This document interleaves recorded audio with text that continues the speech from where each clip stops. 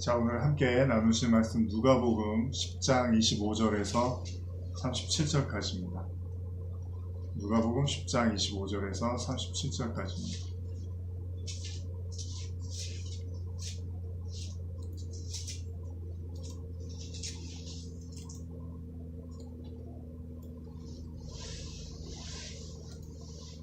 누가복음 10장 25절에서 37절까지의 말씀입니다.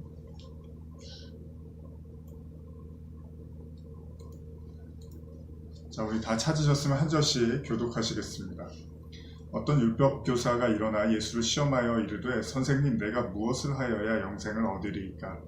예수께서 이르시되 율법에 무엇이라 기록되었으며 내가 어떻게 읽느냐?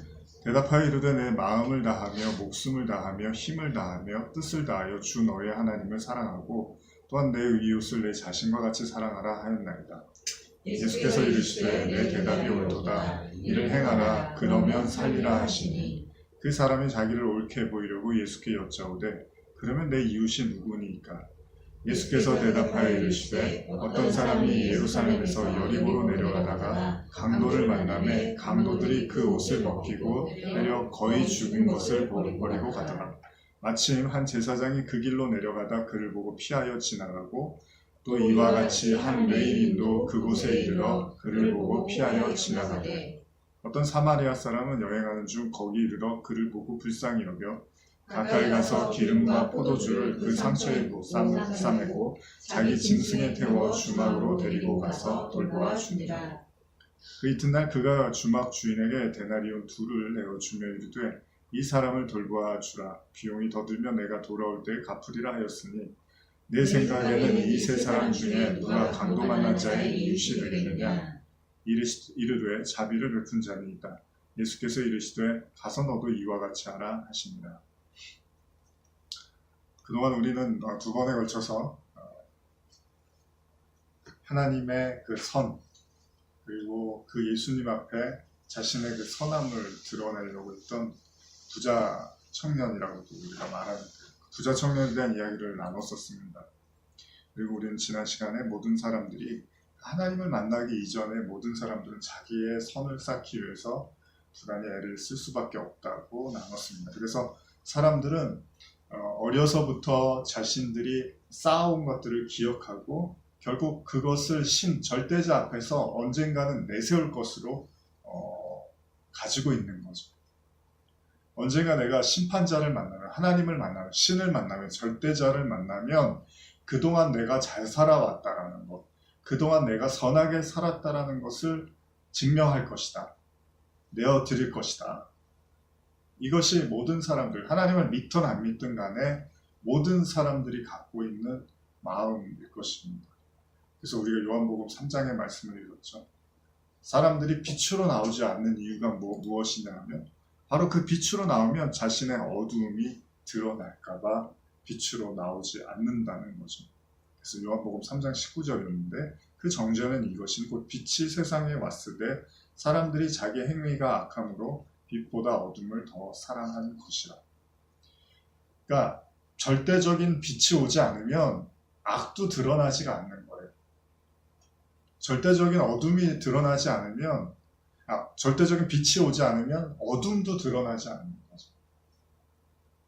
빛이 와야지만 어둠이 드러나는 거죠. 다시 말하면 선이 와야지만 악이 드러나는 거예요. 그래서 하나님 한 분 외에는 선한 분이 없다고 예수님이 말씀하신 게 하나님 한 분 앞에서 선을 내세울 인간은 존재하지 않는다는 거죠. 근데 이제 부자 청년이 물론 구원을 위해서 예수님께 묻습니다. 어떤 행위를 해야지만 내가 구원을 받겠습니까? 이미 내가 율법은 다 지켰습니다. 이런 이야기를 하는 거죠. 그러나 방금 읽은 본문의 말씀처럼 그렇습니다. 차라리 예수님께 나와서 자신의 악, 자신의 어둠이 드러난 것은 괜찮아요.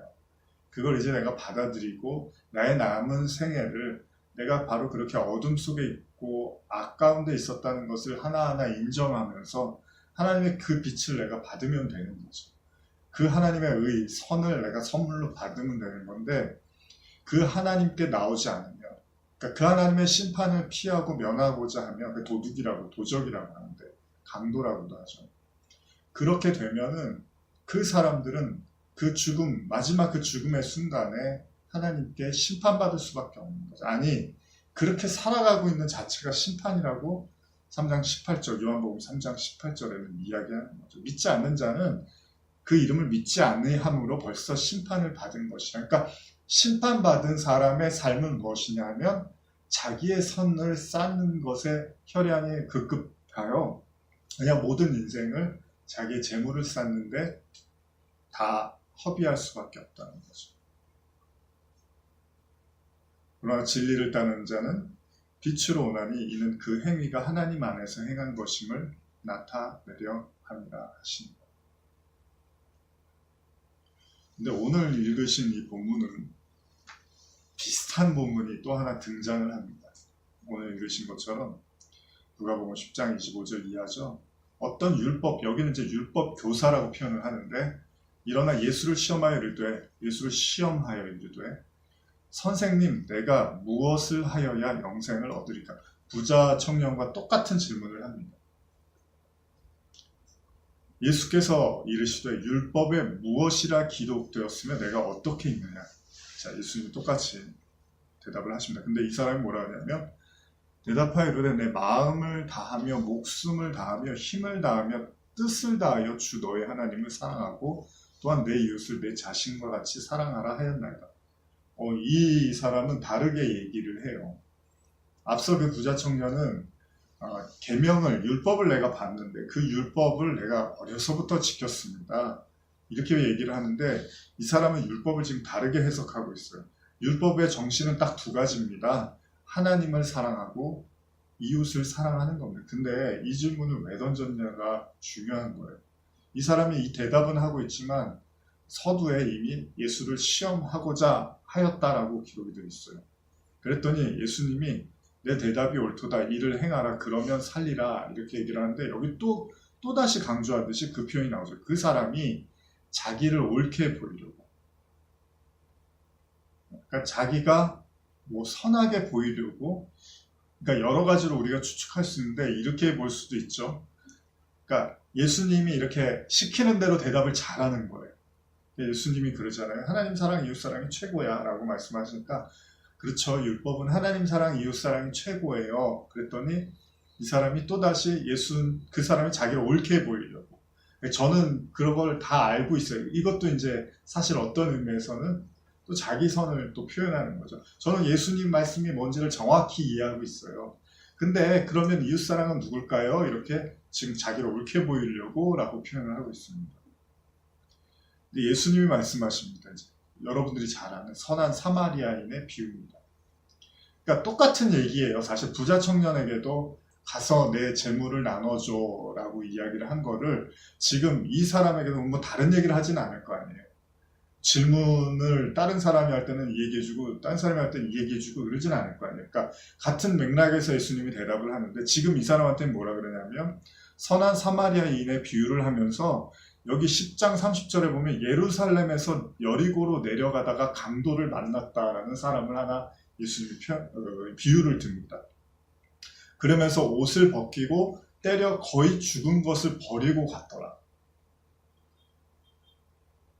그러니까 거의 죽었어요. 아직 죽진 않았는데 거의 죽은 상태에 있었어요.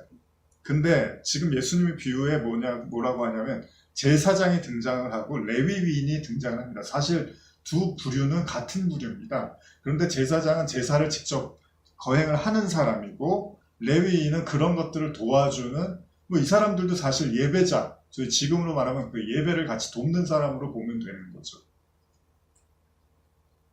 그런데 그 두 사람이 그걸 보고 어떻게 하냐면 피하여 지나갔다라고 쓰고 있습니다.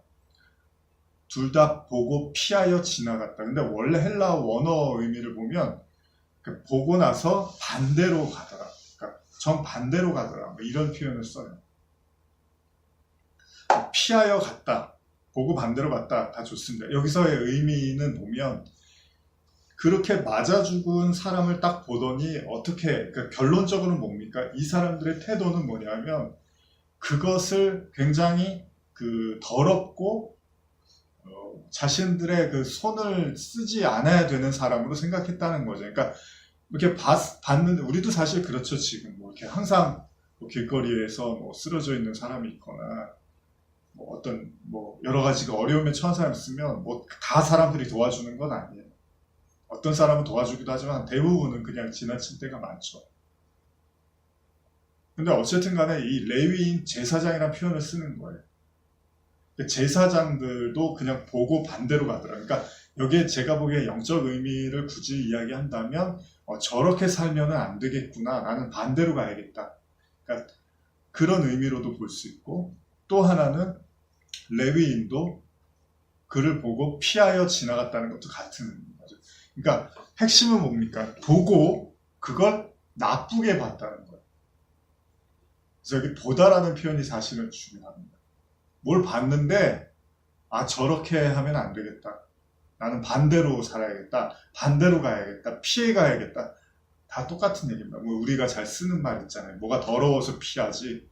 그러니까 더럽다라는 거잖아요. 그 부정하다라는 거죠. 더럽고 부정하니까 반대로 가는 거예요. 근데 사마리아 사람은 여행하는 중에 거기 이르러 그를 보고, 여기도 이제 보고라는 표현을 계속 나오는 거예요. 보다. 뭘 봤어요. 봤는데 이 사람은 그를 보고 불쌍히 여겼다. 이렇게 기록되어 있습니다.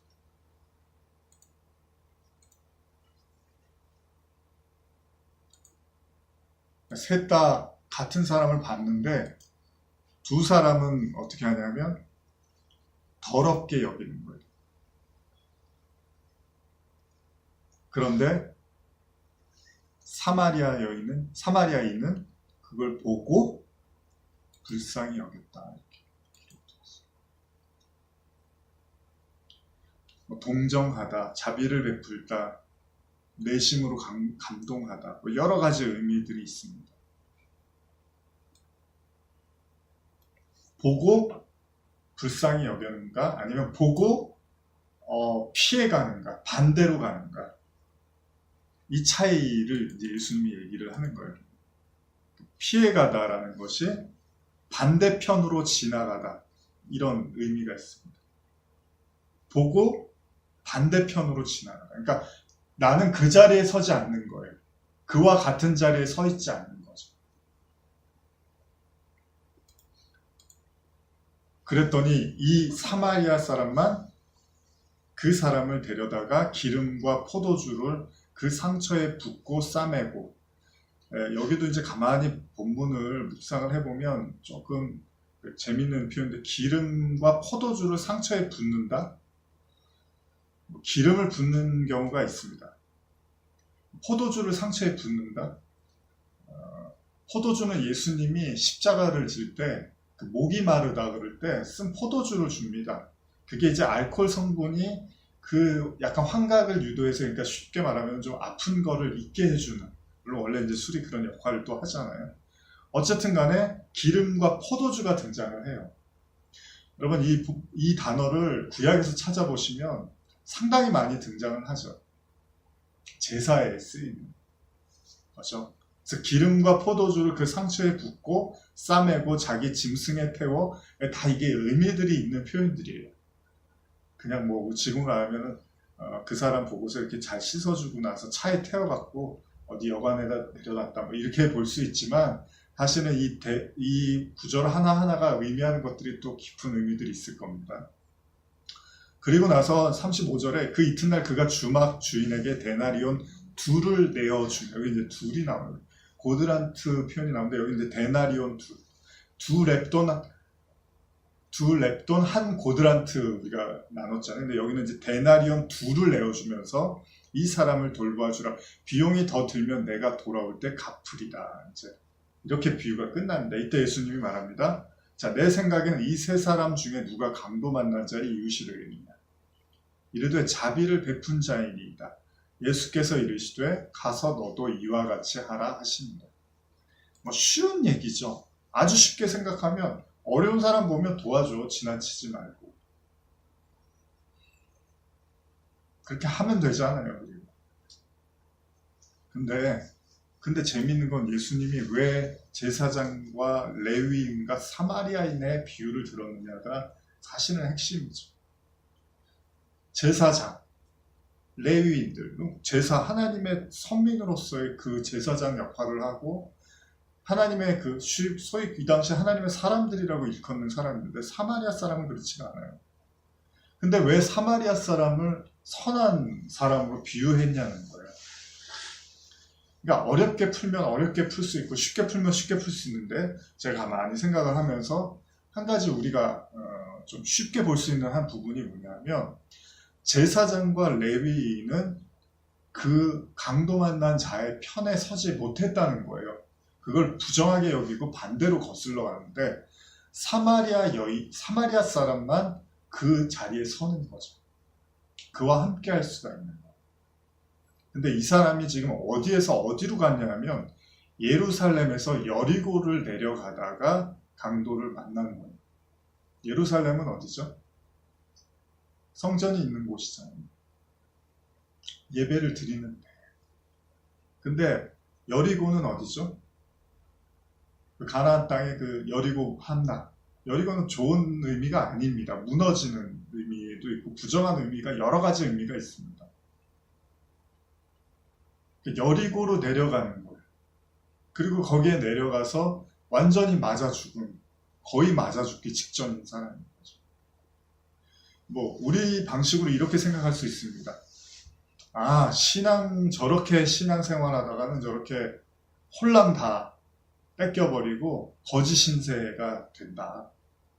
그러니까 우리는 더 예루살렘에서 예배를 열심히 드리고 더 예루살렘에서 그 제사를 드리는 그런 삶을 살아야겠다라고 그렇게 보는 사람이 있는 거고, 어떤 사람은 그렇게 여리고로 내려가서 홀랑 다 까먹고 다 무너지고 다 잃어버린 사람을 딱 보고 그 사람의 친구가 되어주고 그 사람의 곁에 있어주더라는 거예요.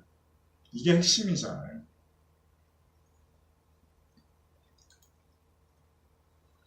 열왕기상 17장 8절에서 14절입니다.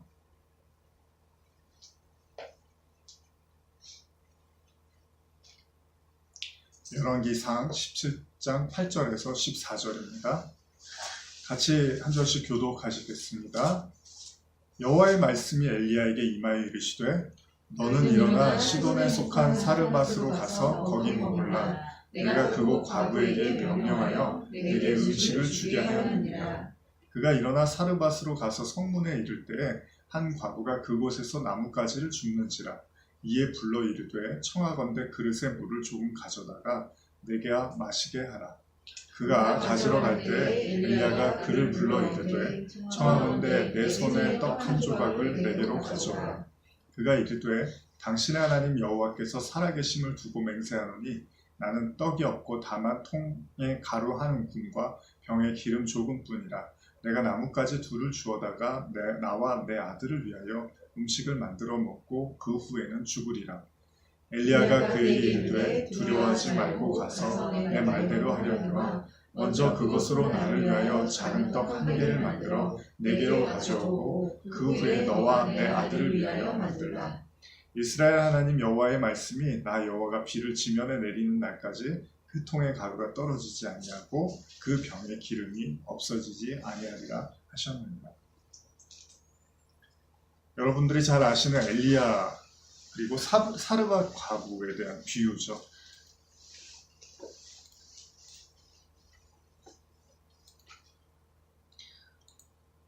엘리야가 사르밧이라는 동네에 갑니다. 그리고 거기서 한 여인을 만나죠. 과부입니다. 과부.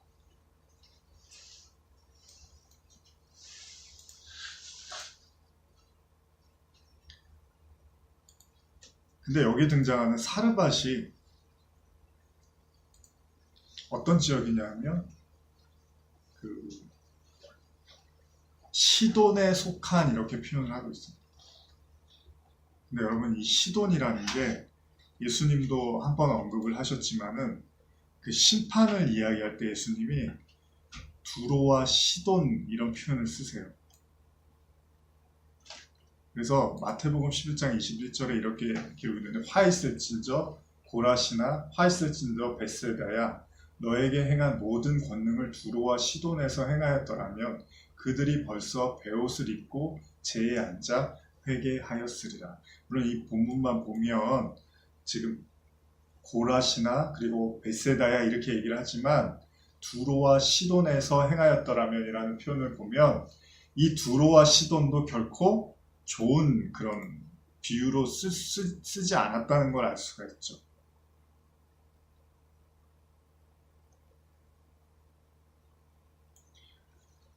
그래서 이 시돈이라는 지역도 여러 가지 성경에 언급이 많이 되어 있는데 이 시돈도 결국은 그 내용들 다 말할 수는 없지만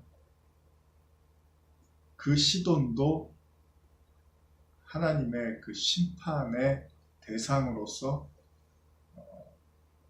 예수님이 언급하고 있었다는 것입니다. 그런데 이 시돈에, 그러니까 사마리아 사람도 부정하지만 오늘 이 언급을 하고 있는 이 시돈도, 그러니까 부정한 의미에서, 그러니까 심판을 받아야 되는 그런 대상에서 언급이 되어 있다면 여기에 굳이 엘리야를 보내는 거죠. 근데 예수님도 한번 그런 표현이 있어요. 요한복음에서 예수님도 사마리아로 통행하여야겠는지라라고 하면서 사마리아의 여인을 만나는 장면이 있습니다. 우리가 잘 아는. 근데 지금 엘리야도 그 시돈이라는, 그러니까 별로 그렇게 좋지 않은 땅, 그러니까 그 정결하다라고 예루살렘이라는 그런 어감이 아닌 그런 땅에 굳이 엘리야를 보내고 거기에서 한 과부를 만나게 되는 거죠.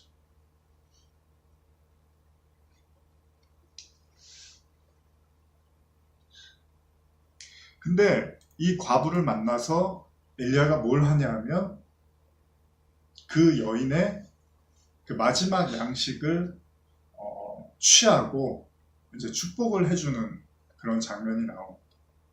근데 사실은 이 과부와 이 아들은 그것을 이렇게 엘리야에게 줄 수 있는 만한 환경이 아니었어요. 그래서 그걸 가져오라고 했을 때 과부가 뭐라 그러냐면 저는 그거를 줄 수가 없습니다. 제가 그걸 주면 제 아들과 저는 죽게 됩니다. 그러니까 저희가 그건 먹어야 될 겁니다. 근데 그럼에도 불구하고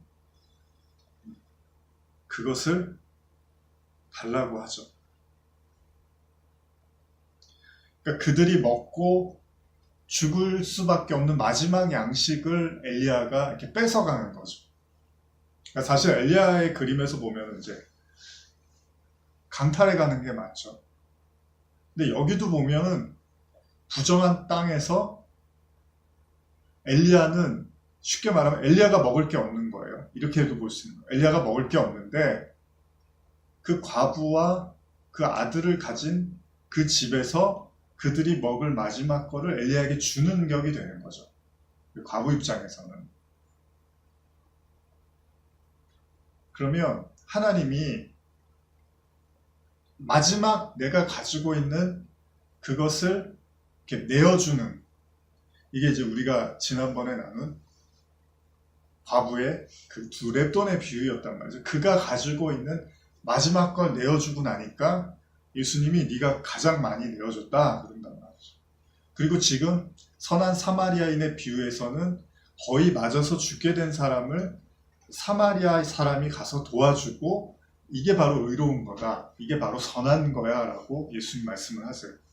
그럼 지금 이 본문도 어느 관점에서 보든 간에 엘리야의 관점이든 뭐 과부의 관점이든 간에 이 이야기 스토리 자체만으로 보면 그 마지막 하나를 내어줌으로써 누군가는 먹고 그것으로 인해서 누군가는 먹게 되고 누군가는 그 자기의 마지막 것을 이렇게 내어놓게 되는 그런 그림이 되는 거죠. 근데 여기에는 이제 한 가지 좀 재밌는 게 등장을 하는 게, 이제 그렇게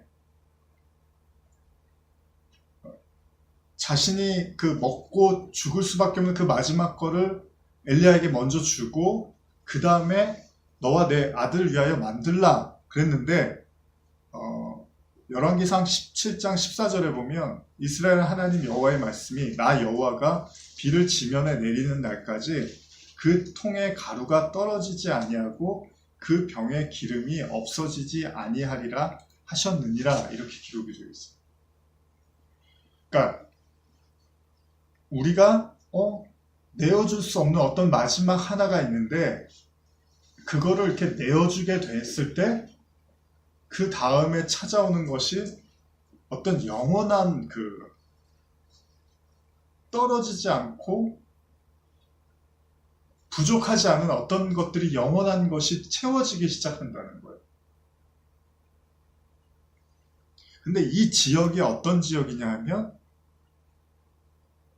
다시 한번 제가 읽어드린 마태복음 11장 20절인데, 예수께서 권능을 가장 많이 행하신 고을들이 회개하지 않으므로 그때 책망하시되 화 있을진저 고라시나 화 있을진저 벳세다야, 너희에게 행한 모든 권능을 두로와 시돈에서 행하였더라면 그들이 벌써 베옷을 입고 제에 앉아 회개하였으리라. 내가 너희에게 이르는 심판날에 두로와 시돈이 너희보다 견디기 쉬우리라. 가버나움아, 내가 하늘까지 높아지겠느냐, 음부까지 낮아지리라.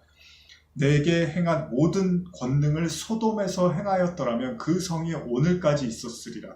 내가 너에게 이르는 심판날에 소돔 땅이 너희보다 견디기 쉬우리라 하시리. 그러니까 소돔, 두로, 시돈 다 언급이 되고 있는, 그러니까 심판의 땅으로 지금 언급을 하고 있는 곳에서 엘리야는 간 거예요. 그리고 예수님도 사마리아로 가는 거죠. 근데 지금 누가 선한가, 이웃의 비유를 들 때 사마리아 사람을 비유로 들고 있어요. 선한 사람.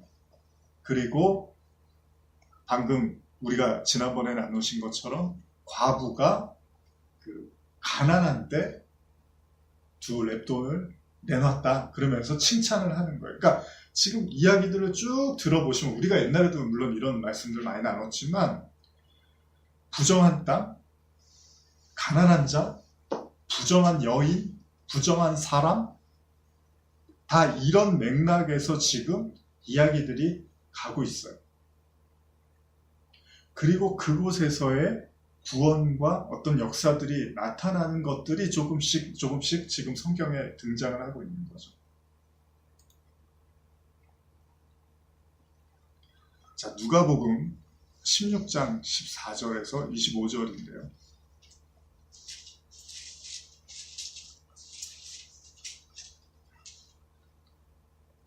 같이 한 절씩 교독하시겠습니다. 바리새인들은 돈을 좋아하는 자들이라 이 모든 것을 듣고 비웃거늘 예수께서 이르시되 너희는 사람 앞에서 스스로 옳다 하는 자들이나 너희 마음을 하나님께서 아시나니 사람 중에 높임을 받는 그것은 하나님 앞에 미움을 받는 것이다. 율법과 선지자는 요한의 때까지요, 그 후부터는 하나님의 나라의 복음이 전파되어 사람마다 그리로 침입하느니라. 그러나 율법의 한 획이 떨어짐보다 천지가 없어짐이 쉬우리라. 무릇 자기 아내를 버리고 다른 데 장가드는 자도 가늠하며 무릇 버림당한 여자에게 장가드는 것도 가늠함이니라. 자, 그리고 나서 등장을 합니다. 한 부자가 있어 자색 옷과 고운 베옷을 입고 날마다 호화롭게 즐기더라. 그런데 나사로라 이름하는 한 거지가 헌데투성이로 그의 대문 앞에 버려진 채. 여러분들이 잘 아시는 부자와 나사로의 비유입니다. 이야기입니다. 근데 보세요. 여기 부자가 있는데 그 부자의 집 앞에는 뭐가 있냐면 거지가 하나 있어요. 근데 헌데투성이로 그 대문 앞에 버려진 채. 근데 보세요. 부자의 상에서 떨어지는 것으로 배불리려 하며 심지어 개들이 와서 그 헌대를 핥더라. 자, 여기까지가 이제 어떤 비유의 시작인데 결론이 어떻게 나냐면 거지가 죽어 천사들에게 받들려 아브라함의 품에 들어가고 부자도 죽어 장사됨에 그가 음부에서 고통 중에 눈을 멀리 아브라함과 그의 품에 있는 나사로를 보고 이렇게 됩니다. 그러니까 어떤 거지 하나가 집 앞에 있는데 그냥 부자가 그 거지를 이렇게 먹여 살렸다 뭐 이런 얘기도 안 나와요. 그냥 부자가 있는데 그 나사로라는 거지가 그 집 앞에 부자의 상에서 떨어지는 걸로 배불리려 했다 이렇게만 나와요. 그러니까 배가 불렀는지 안 불렀는지도 모르고 부자가 호의적이야 이런 얘기도 안 나와요. 근데 선한 사마리아인의 비유를 보면 그 강도 만난 자가 다 그 누더기가 돼서 벌거벗겨진 채로 그렇게 막 신음을 하고 있는데 제사장과 레위인들은 그걸 보고 부정하게 보고 그냥 다른 길로 가는 거예요. 그런데 사마리아 사람만 그걸 보고 그와 함께 하는 거예요. 마찬가지로 지금 이 본문도 부자와 나사로를 비유를 하면서 나사로는 그냥 거지입니다. 그러니까 쉽게 말하면 부자와 거지 얘기. 그러니까 부자는 어떻게 가는 거예요? 부자로 가는 거예요, 계속. 거지는 거지로 가는 거예요. 근데 충격적인 사실은 부자가 구원을 못 받고 거지가 구원을 받아요. 그러니까 이것은 여러 번 제가 설교를 드렸지만은 무슨 믿음도 없어요. 여기는 뭐 어떤 얘기가 없어요. 그러니까 구원에 대한 근거가 없어요. 뭐 때문에 구원을 받았다라는 걸 전혀 언급하지는 않아요. 그러면 왜 예수님이 이런 난해한 비유를 하셨을까요?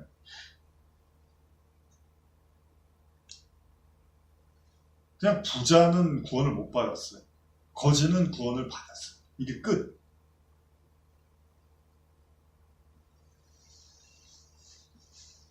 근데도 불구하고 이 비유가 성립을 하는 것은 예수님이 이 비유를 사용하실 때 저는 그렇습니다. 선한 사마리아인의 비유라든지 그리고 우리가 방금 읽은 뭐 엘리야가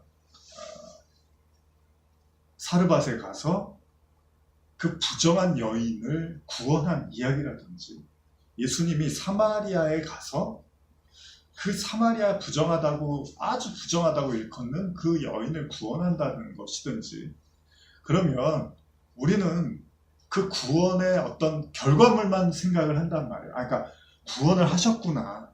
예수님은 구원하실 수 있는 놀라운 분이지라고 보는데 사실은 그것을 넘어서서 좀 더 중요한 부분들을 보면 사실 아주 쉽게 설명드릴게요. 예루살렘에서 여리고로 갔다라는 건 잘 보세요. 하나님이 어디서 오신 거죠?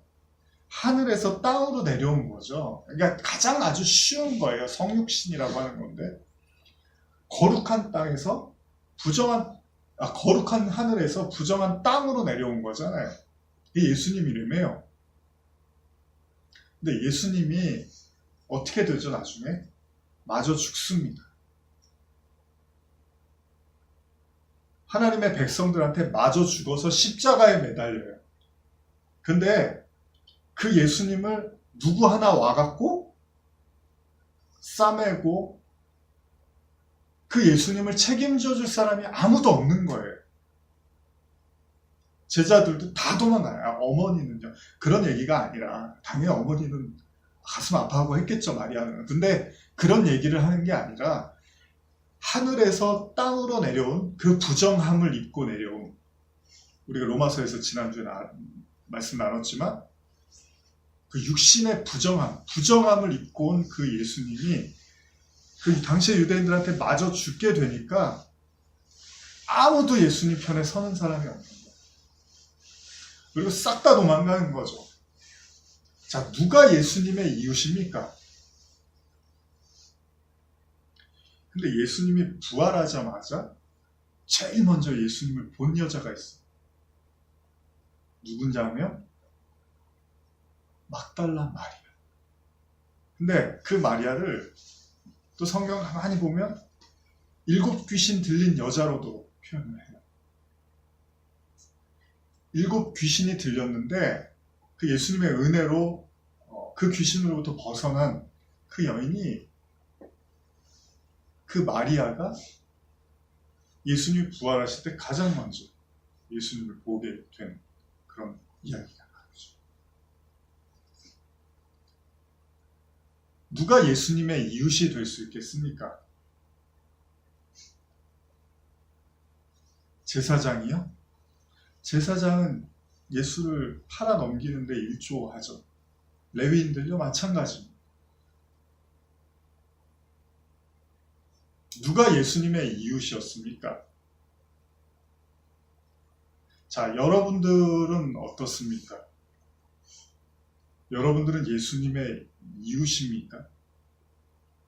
자, 내 이웃을 내 몸과 같이 사랑하라고 했잖아요. 그러면 내가 누군가의 이웃이 된다는 것은 바꿔 말하면 여러분과 저도 그 예수님과의 이웃이 성립이 돼야 되는 거잖아요. 근데 그 예수님과 이웃이 성립이 되려면 베드로도 예수님이 십자가 지기 전까지는 이웃으로 잘 지냈어요. 근데 예수님이 십자가를 지니까 그 이웃으로 성립이 안 되기 시작하는 거예요. 도망가는 거죠. 그를 친구로 여길 수가 없는 거예요.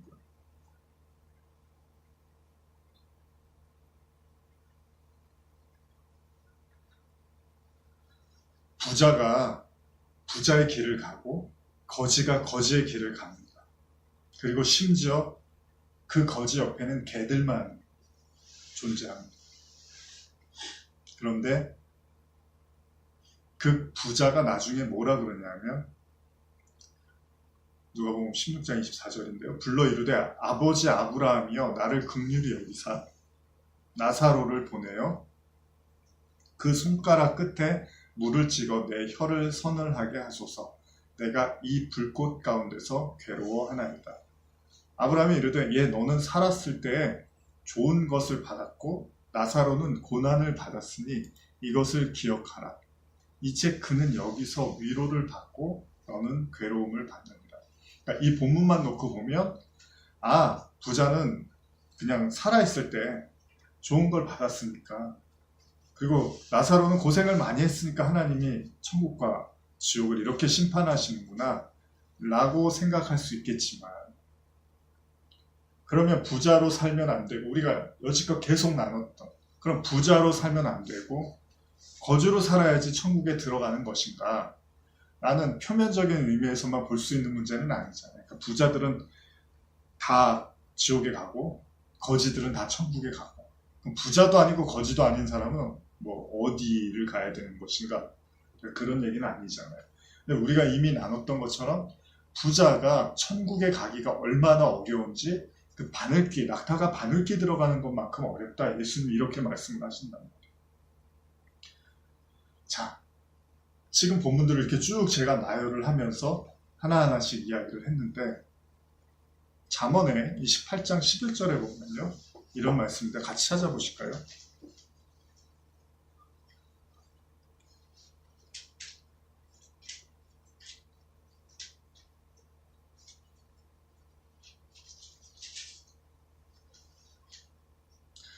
같이 읽겠습니다. 부자는 자기를 지혜롭게 여기나 가난해도 명철한 자는 자기를 살펴 아느니라. 우리 예전에 읽었던 말씀이죠.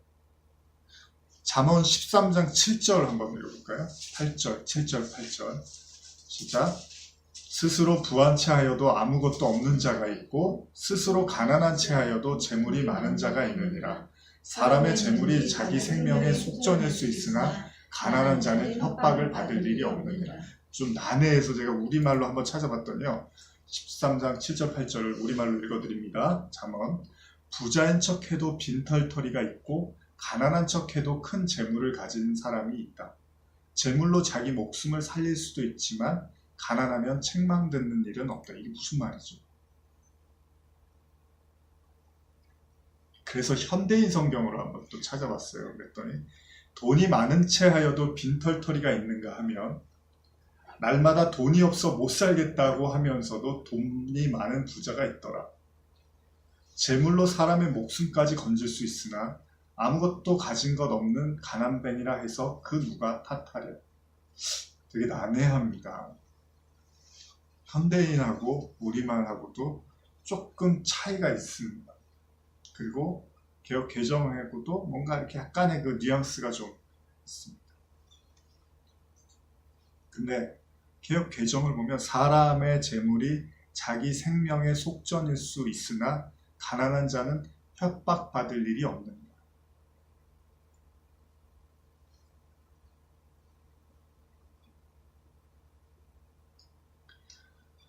우리말로 재물로 자기 목숨을 살릴 수도 있지만 가난하면 책망 듣는 일은 없다. 좀 난해하죠? 돈이 많으면 자기 목숨을 살릴 수 있지만 가난하면 책만 듣는 일은 없다. 근데 그 위 구절이 보충을 해주는 거예요. 부자인 척해도 빈털터리가 있고 가난한 척해도 큰 재물을 가진 사람이 있다. 그러니까 이 위의 재물과 위의 구절과 병행 연결을 해서 보면 부자인데 사실은 빈털터리인 거고 가난한데 사실은 큰 재물을 가진 사람이 있다. 자기 재물로 자기 목숨은 살릴 수 있지만 가난하면 정죄받을 일이 없다.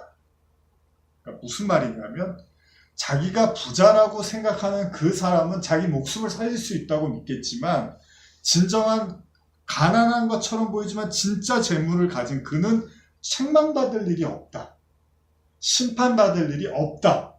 그러면 부자와 나사로의 비유를 여기에 연결해서 보면 부자는 그 재물로 자기의 목숨을 살릴 수 있다고 생각했지만 결과적으로는 죽게 되고 거지는 거지처럼 보였지만 오히려 자기가 구원을 받으면서 책망받지 않는 그러니까 심판의 대상이 되지 않는 진짜 재물을 가진 격이 된 거니까 만약에 이 이야기를 그 비유로 연결해서 생각해 본다면 이렇게도 해석을 할 수는 있겠죠. 그런데 중요한 사실은 여러분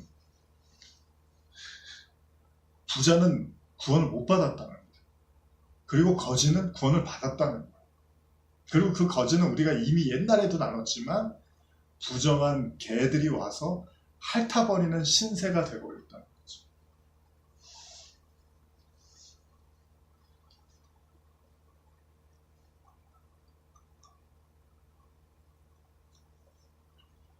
근데 오늘 처음에 읽으신 누가복음의 그 10장 25절 이하의 그 말씀으로 다시 돌아가 보시면요. 누가복음의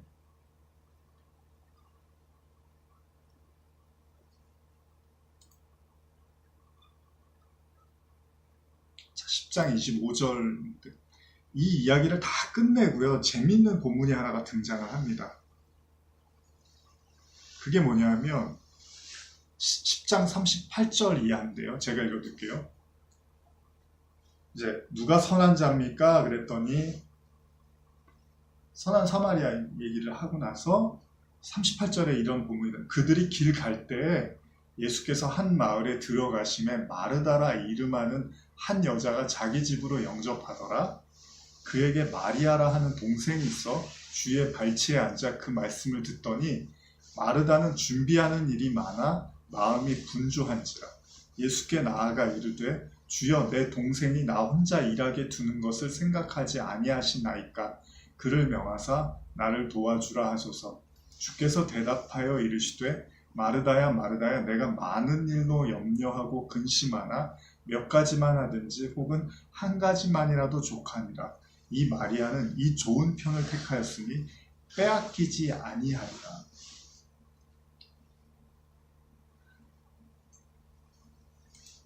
이 구절이 이제 등장을 합니다. 마리아와 마르다 이야기죠.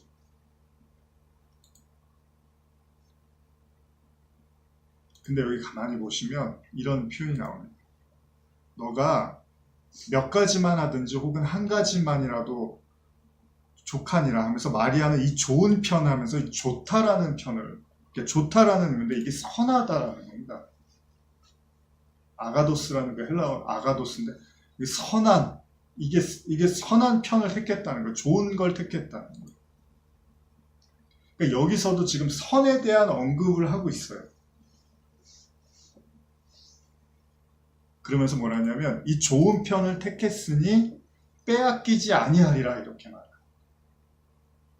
그러니까 선한 사마리아인의 비유를 이야기하고 그리고 나서 등장하는 게 마리아와 마르다 이야기인데 여기서 그 마리아에게 이게 선한 거야. 이렇게 하는 게 선한 거야. 선한 선택이야. 선한 분깃이야.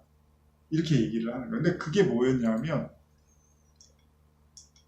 마리아는 앉아서 하나님 말씀을 듣는데 마르다는 10장 40절 같이 읽어볼게요. 다시 한번 시작. 마르다는 준비하는 일이 많아 마음이 분주하니라. 예수께 나아가 이르되 주여 내 동생이 나 혼자 일하게 두는 것을 생각하지 아니하시나이까 그를 명하사 나를 도와주라 하소서. 여기 보면 마르다는 여러 가지 준비하는 일이 많아서 마음이 분주하다라는 거죠.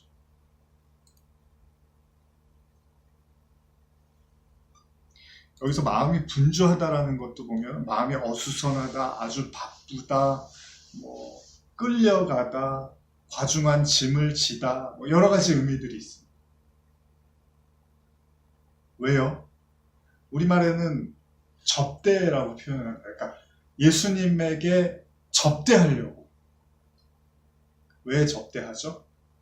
손님이니까. 그런데 그게 손님인데 접대하는 게 나쁜 게 아니잖아요. 잘해주는 거면 아니 예수님이 배고프실 수도 있고 예수님이 목이 탈 수도 있으니까 예수님에게 선을 행하는 거잖아요. 물을 제공해주고 밥을 제공해주고 편한 그런 자리를 제공해주는 건 선한 거란 말이에요. 우리는 선한 사마리아인의 비유에서 바로 그렇게 배웠잖아요. 얻어 터져서 죽게 된 사람을 가서 싸매주고 짐승에 태워서 여관에다가 데려다 주고 돈 주고 이게 선이라고 했는데 갑자기 예수님이 그 다음 절에 뭐라고 하냐면 자 마리아가 선한 일을 했어. 좋은 편을 택했는데 그게 뭐냐 하면 하나님의 말씀을 듣더라는 거예요. 근데 마르다는 마음이 막 조급하고 분주한 거예요. 그러면서 왜 조급하고 분주해졌냐면 예수님을 대접하고 예수님께 그 좋은 것들을 제공해주기 위해서 막 그렇게 하다 보니까 마음이 분주해지는 거예요. 자, 그런데 오늘 아까 읽은 누가복음의 처음에 그 10장 28절에 보면요. 이렇게 기록이 돼요. 예수께서 이르시되 내 대답이 옳도다 이를 행하라 그리하면 살리라 그랬더니 29절에 그 사람이 자기를 옳게 보이려고 이렇게 기록되어 있어요.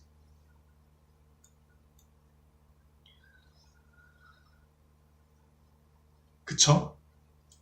그러면 이 사람이 예수님께 질문을 하는 지금 요가 뭐냐 하면 자기를 옳게 의롭다 여기 디카이오라고 해서 의롭다 자기가 의롭게 보이게 하려고 이렇게 지금 기록이 되어 있단 말이에요. 그러니까 자기가 의롭다라는 것을 마음에 두고 뭐 이렇게 해석하면 좋을 것 같아요.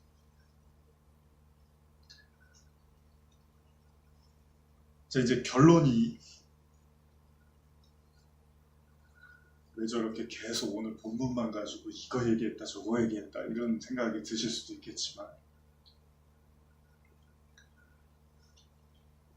자기를 옳게 보이고 의롭게 보이려고 했던 마르다가 어떤 결과물을 내놓냐 하면요. 이게 상당히 중요한 건데 다시 같이 한번 읽어볼까요? 10장 40절 한 번만 더 읽어볼까요? 시작. 마르다는 준비하는 일이 많아 마음이 분주한지라 예수께 나아가 이르되 주여 내 동생이 나 혼자 일하게 두는 것을 생각하지 아니하시나이까 그를 명하사 나를 도와주라 하소서. 자 우리말로 제가 읽어드릴게요. 그러나 마르다는 여러 가지 접대하는 일로 정신이 없었습니다. 그래서 마르다가 예수께 다가와 말했습니다. 주여, 제 동생이 저한테만 일을 떠맡겼는데 왜 신경도 안 쓰십니까? 저를 좀 거들어 주라고 말씀하십시오. 현대인으로 한 번 더 읽어드릴게요. 그러자 식사 준비를 하느라고 정신없던 마르다가 예수께 와서 말하였다. 주님, 제 동생이 저 혼자 일하게 두는 것을 보시고도 왜 가만히 계십니까? 어서 저를 도와주라고 말씀해 주십시오. 예수를 대접하고 접대하는 데 마음이 분주했던 그 마르다의 마음에 동시에 어떤 마음이 생겼냐면 미움이 생기기 시작했어요.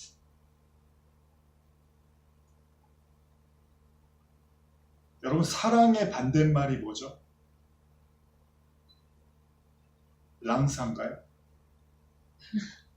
미움이잖아요, 미움. 저는 결코 가벼운 얘기가 아니라고 봅니다, 이 구절.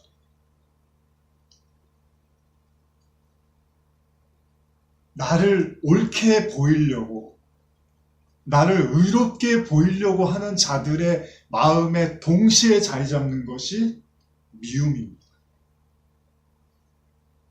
그래서 가인과 아벨의 제사에서 왜 하나님이 아벨의 제사를 받으시고 가인의 제사를 받지 않았는가? 나를 의롭게 보이려고 했던 가인. 쉽게 말하면 하나님 앞에 자기를 부자인 자기의 모습을 보여주고 싶었던 그는 하나님이 그 예배를 거부하자 그가 자기의 동생을 죽여버리는 형국으로 나타난 거죠. 그래서 우리는 스스로의 의를 위해서 스스로 선하다라고 생각하고 우리가 하나님께 나아갈 때 우리는 동시에 살인자가 될 수 있다는 거죠. 그래서 살인하지 말라라는 게, 여러분, 예수님은 누가 죽였습니까? 스스로 하나님 앞에 옳게 보이려고 했던 사람들이 모여서 예수님을 죽이잖아요. 살인했잖아요. 우린 다 살인자래요.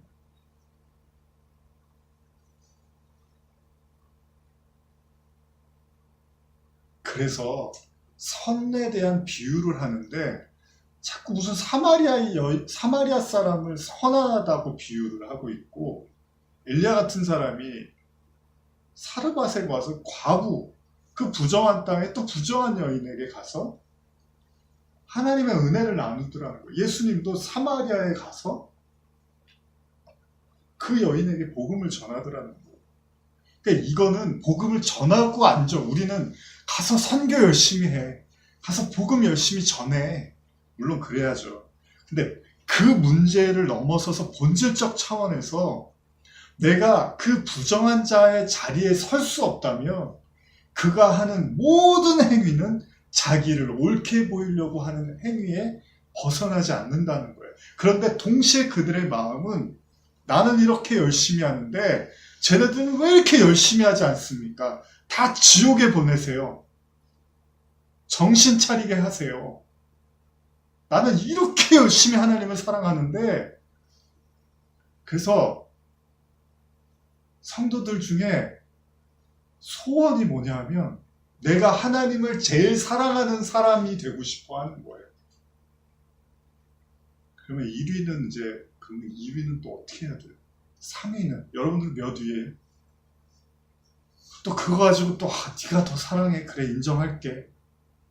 그래, 내가 더 사랑하지? 이게 뭐예요? 주님, 제 평생의 소원은 제가 주님을 제일 사랑하는 겁니다. 그래. 난 너보다는 덜 사랑해. 그럼 또 거기서 또 차별을 해야 돼요? 그럼 또 하나님은 그렇지, 속으로는 네가 나를 더 사랑하지 쟤보다는. 그럼 또 천국 가서 또 그거 가지고 또 서운해갖고 집 한번 또 나가야겠죠. 아버지, 저도 사랑하는데 왜 쟤만 더 사랑한다 그러세요? 탕자가 또 한번 나와야죠. 그럼 천국에서도. 그런 얘기겠냐는 거예요, 성경이.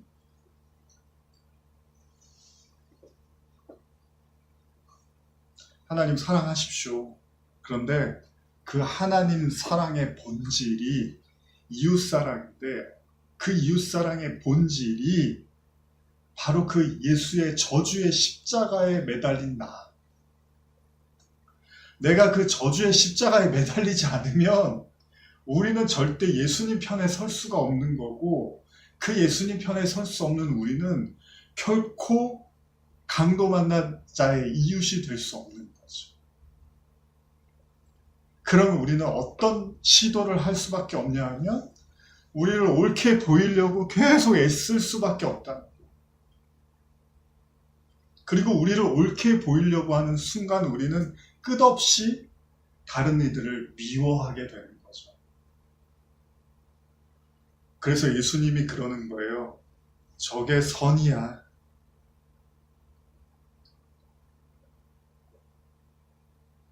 하나만 하자. 그 하나가 뭐죠? 하나님의 말씀을 듣는 것. 그런데 그 하나님의 말씀을 듣는 게 뭐죠? 그 그리스도와 함께 우리가 그 십자가에 우리가 그리스도와 하나 되는 것. 우리가 그 부정함을 입고 그 부정한 자의 자리에서 하나님의 선을 올곧이 구할 수밖에 없는, 그래서 하나님의 말씀을 들을 수밖에 없는, 하나님의 은혜를 구할 수밖에 없는 그 자리. 새벽 예배를 열심히 나오고 이런 거 말고요. 기도를 많이 했다 이런 얘기가 아니라 그렇게 하는 게 좋은데 그러기 위해서 어느 자리에 서 있어야 되는 거예요.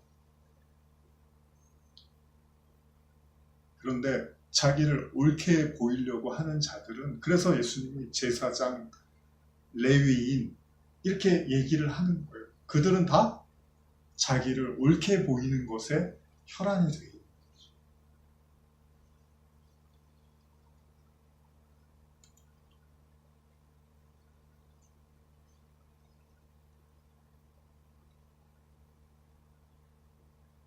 그러니까 결국 부자와 나사로의 비유에서도 나사로는 더 이상 나를 옳게 보이고 자시고 할 뭐가 없는 거예요.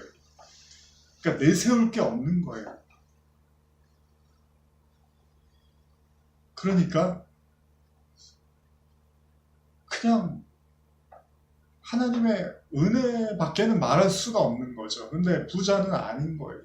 잔치가 일어나고 이미 설교를 했지만 날마다 얘기거리가 많은 거예요.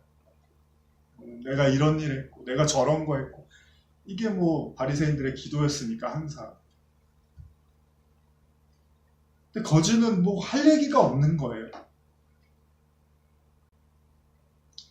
제가 한번 요한일서 읽어드릴 텐데요. 요한일서 2장 1절부터 제가 천천히 읽어드리겠습니다. 나의 자녀들아, 내가 이것을 너희에게 쓰면 너희로 죄를 범하지 않게 하려 함이라. 만일 누가 죄를 범하여도 아버지 앞에서 우리에게 대언자가 있으니 곧 의로우신 예수 그리스도시라. 그는 우리 죄를 위한 화목제물이니 우리만 위할 뿐 아니요 온 세상의 죄를 위하십니다. 우리가 그의 계명을 지키면 이로써 우리가 그를 아는 줄로 알 것이요 그를 아노라 하고 그의 계명을 지키지 아니한 자는 거짓말하는 자요 진리가 그 속에 있지 아니하되, 누구든지 그의 말씀을 지키는 자는 하나님의 사랑이 참으로 그 속에서 온전하게 되었나니 이로써 우리가 그의 안에 있는 줄을 아노라. 그의 안에 산다고 하는 자는 그가 행하시는 대로 자기도 행할지니라. 사랑하는 자들아, 내가 새 계명을 너희에게 쓰는 것이 아니라 너희가 처음부터 가진 옛 계명이니 이 옛 계명은 너희가 들은 바 말씀이거니와 다시 내가 너희에게 새 계명을 쓰노니 그에게와 너희에게도 참된 것이라. 이는 어둠이 지나가고 참 빛이 벌써 비침이라. 자, 2장 9절부터 같이 읽어보겠습니다. 시작. 빛 가운데 있다 하면서도 그 형제를 미워하는 자는 지금까지 어둠에 있는 자요 그의 형제를 사랑하는 자는 빛 가운데 거하여 자기 속에 거룩김이 없으나 그의 형제를 미워하는 자는 어둠에 있고 또 어둠에 행하여 갈 곳을 알지 못하나니 이는 어둠이 그의 눈을 멀게 하였습니다. 여기까지입니다. 이게 얼마나 쉬운 얘기예요? 이거 뭐 초등학교 애들도 알잖아요. 싸우면 나와, 둘이 싸운 사람 나와. 자, 손잡아. 화해해. 아주 쉬운 얘기예요. 근데 뭘 이런 얘기를 요한복음 다 쓴 요한이 또 뭐가 부족해서 요한일서를 쓰면서 굳이 이 얘기를 왜 쓰겠습니까? 왜 그러냐 하면요. 형제를 미워하는 자는 지금까지 어둠에 있는 거라.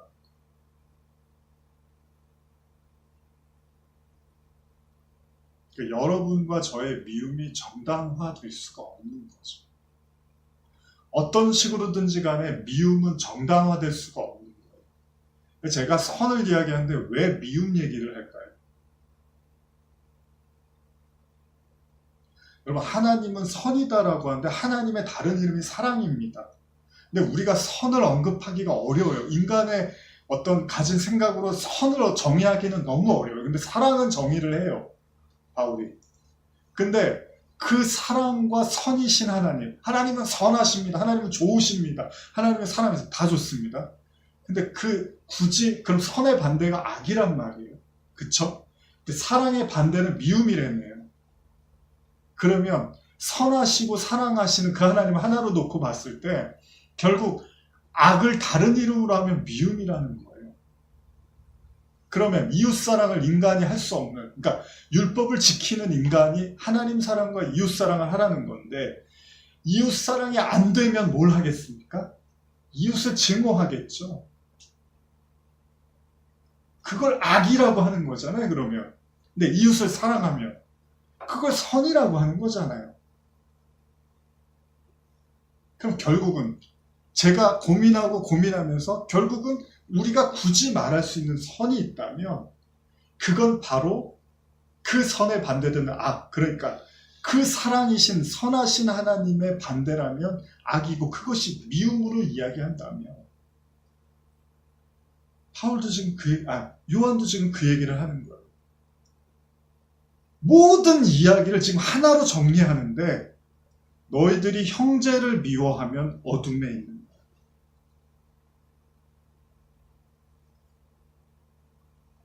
그런데 형제를 사랑하면 빛 가운데 있는 거야. 그러면서 자기 속에 거리낌이 없으나 그의 형제를 미워하는 자는 어둠에 있고 어둠에 행하며 갈 곳을 알지 못하니 이는 그 어둠이 그의 눈을 멀게 하였습니다. 그래서 제가 아까 보다 이 표현을 쓴 거예요.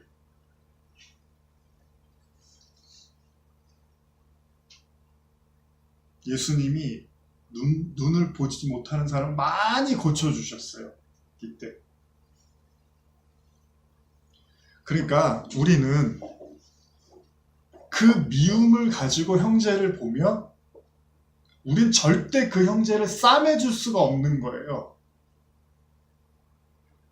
근데 우리가 사랑으로 봐야지만 그게 싸매줄 수가 있는 거잖아요. 근데 말은 쉽죠. 뭐 이건 누구나 다 할 수 있는 얘기예요. 근데 그런 차원의 얘기가 아니라 우리가 하늘에 계신 주님이 이 땅에 내려오신 그 성육신이 여러분들 안에서 이루어지지 않으면 절대 우리는 이웃사랑 선한 사마리아인이 될 수 없다는 얘기고 그 얘기는 바로 우리가 거지와 같이 개가 그 상한 데를 헐는 우리를 내세울 수 없는, 그래서 마지막 그냥 그 두 랩돈밖에는 그냥 이게 우리의 마지막입니다. 이거밖에는 내가 내놓을 수 없는데 하나님이 그걸 의로 받아주는, 그러니까 여러분과 저의 의가 완전히 소멸되어지고 그냥 내놓을 의가 없는 거예요.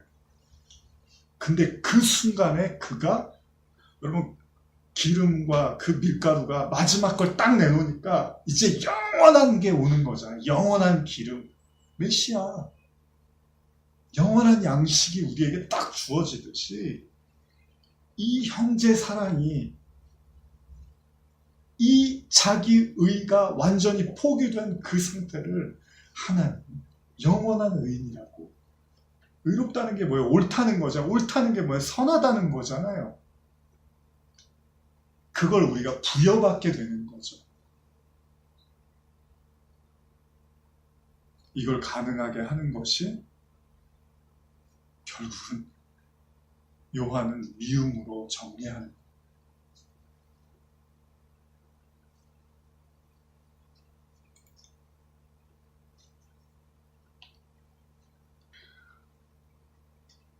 그래서 15절 이하도 제가 계속 좀 읽어요. 이 세상이나 이 세상에 있는 것들을 사랑하지 마라. 누구든지 세상을 사랑하면 아버지의 사랑이 그 안에 있지 아니하니 이는 세상에 있는 모든 것이 육신의 정욕과 안목의 정욕과 이생의 자랑이니 다 아버지께로부터 온 것이 아니요 세상으로부터 온 것이라. 이 세상도 그 정욕도 지나가되 오직 하나님의 뜻을 행하는 자는 영원히 거하느니라. 그러니까 이 얘기도 왜 나오냐면 부자 얘기잖아요. 이게 부자가 절대 하나님 나라에 들어갈 수 없는 이유. 세상을 사랑하잖아요. 근데 세상을 사랑하면 아버지의 사랑이 그 안에 있지 않는다는 거예요. 무슨 말이냐면 여러분과 제가 부자로 살면 절대 우리는 거지 나사로의 그 고통을 싸매줄 수 있는 사람이 못 되는 거예요. 그 얘기는 우리는 예수님의 편이 아니라는 거예요.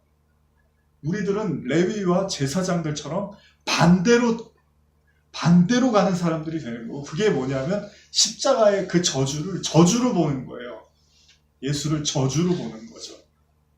저 십자가, 저거 저주의 십자가지. 근데 누구에게는 생명의 십자가가 되는 거죠. 근데 이걸 그냥 제가 고민을 많이 했어요. 이 설교를 준비하면서. 근데 고민하다가 우리 식으로 말할 수 있는 그냥 요한이 짧게 하나로 던진 거. 미워하면 어둠에 있는 사랑하면 빛에 있는 것. 이걸로 그냥 요한이 정리해버려요. 요한은 그래서 사랑 얘기만 합니다. 마지막 끝까지 사랑 얘기만 합니다.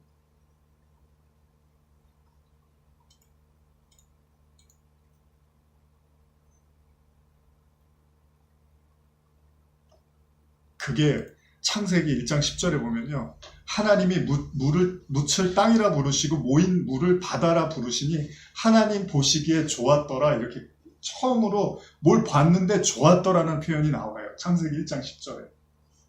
뭐를 봤는데 좋았더라. 자, 이게 우리가 말할 수 있는 선입니다. 토브라 그러나요? 히브리어로. 좋았더라. 이게 선이야. 뭐를 하나님 보셨는데 그걸 선이라고 해요. 근데 이것도 설명하면 시간이 길어지니까 그냥 우리가 잘 아는 시편 23편에 보면요. 제가 읽어드리고 이제 마무리를 하겠습니다. 시편 23편 6절에 내 평생의 선하심과 인자하심이 반드시 나를 따르리니 내가 여호와 집에 영원히 살리로다.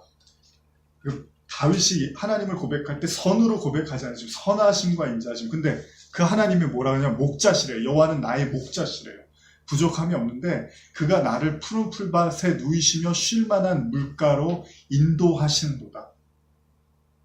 그러면서 내가 사망의 음침한 골짜기로 다닐지라도 해를 두려워하지 않을 것은 주께서 나와 함께 하심이라. 주의 지팡이와 막대기가 나를 안위하시나이다. 주께서 내 원수의 목전에서 내게 상을 차려주시고 기름을 내 머리에 부으시니 내 잔이 넘치나이다. 자, 이게 무슨 광경입니까? 아까 선한 사마리아인의 비유에서 거짓 맞아서 죽게 된 사람한테 사마리아 사람이 가서 어떻게 해요? 기름을 붓고 싸매주고 살려주잖아요. 그러면 하나님이 우리에게 선한 존재라는 건 뭐예요? 그가 선한 사마리아인이라면 그 선한 사마리아인이 그 강도 맞은 자를 그렇게 살려줬으면, 자, 하나님은 우리에게 그러면 똑같이 선으로 이해할 때 하나님도 결국 우리를 싸매주고 이렇게 세워주고 하나님의 집으로 들어가게 하는 거죠. 그래서 다윗이 내 평생의 선하심과 인자하심이 반드시 나를 따르리니 내가 여호와의 집에 영원히 살리로다. 이렇게 고백을 하는 거죠. 그러니까 결국 여러분들의 최초의 이웃이 누구죠? 하나님인 거죠. 그러니까 그 하나님이 여러분들의 이웃이 돼서 온 게 예수님이잖아요. 그리고 여러분들의 그 예수님의 이웃이 된 거잖아요. 그러면 보십시오. 여러분들이 하나님의 이웃이 됐으면 당연히 여러분들은 선한 사마리아인이 되는 거예요. 그런데 그렇게 되지 못한다는 건 아직 그 미움이 자리 잡은 거죠. 근데 그 미움이 왜 자리 잡는다고 했죠 아까? 나를 옳게 보이려고 할 때, 결국 나를 의롭게 보이려고 하는 이 시도, 부자 청년, 우리가 처음 알았던 그 부자 청년, 하나님 내가 선하지요라고 하는 순간에 동시에 우리는 누군가를 경멸하고 있고 미워하고 있고 차별하고 있고 판단하고 있고 비판하는 우리의 미움을 갖게 되는 건데, 그거를 요한은 어둠이 거하는 것, 그것이 악이야. 그래서 여러분, 창세기에서 에덴 동산에서 선악과 따먹고 무슨 이야기를 하냐면, 아담이 죄가 그랬어요. 그랬더니 하와는, 저 뱀이 그랬어요. 당신이 만든 저 하와가 그랬어요. 뱀이 그랬어요. 뱀은 다, 그게 누구 얘기하는 거예요? 다 하나님 원망을 하는, 하나님을 미워하는 거죠. 할 얘기가 많지만 그냥 여기서 줄여야 될 것 같습니다. 바울은 이런 고백을 합니다. 디모데전서 4장 4절, 하나님께서 지은 모든 것이 선함에 감사함으로 받으면 버릴 것이 없나니,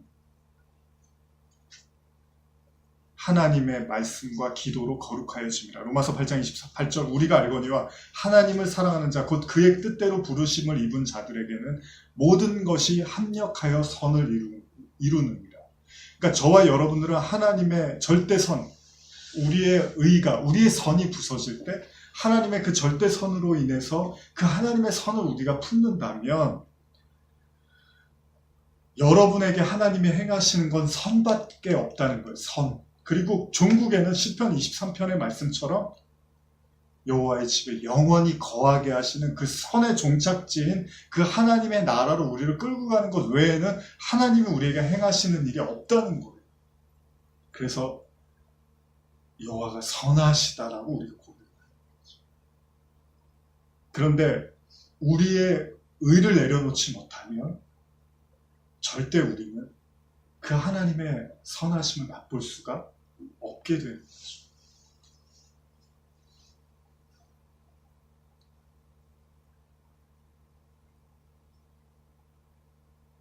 한 청년이 예수님께 묻습니다. 선한 선생이여, 어떻게 해야 내가 영생을 얻으리이까? 예수님이 대답하십니다. 하나님 한 분 외에 선한 이가 없느니라. 기도하시겠습니다. 하나님, 말씀을 다 나눌 수는 없었지만, 그러나 우리가 오로지 하나님의 선을 의지하고 구하는 자들이 되게 하여 주시옵소서. 예수님의 이름으로 기도드립니다. 아멘.